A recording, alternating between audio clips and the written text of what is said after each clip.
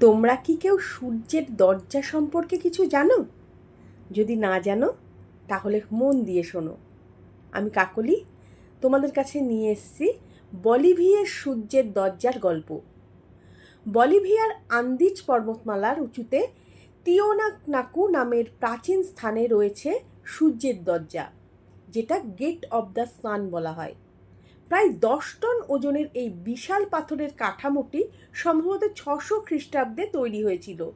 দরজার উপরের অংশে জটিল খোদাই করা নকশা আছে, যার কেন্দ্রে একজন দেবমূর্তি বা শাসককে চিত্রিত করা হয়েছে, যিনি স্ট্যাফ গড নামে পরিচিত।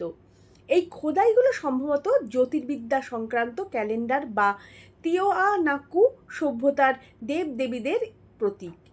এটি কী উদ্দেশ্যে তৈরি করা হয়েছিল তা আজও রহস্য।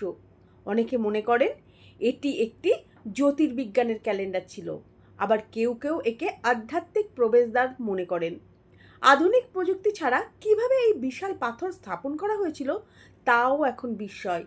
সূর্যের দরজা আজও এক বিস্মৃত সভ্যতার উন্নত জ্ঞান ও দক্ষতার সাক্ষ্য বহন করছে।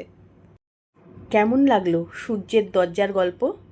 ভালো লাগলে লাইক, শেয়ার আর কমেন্ট করবেন। ভালো থাকবেন।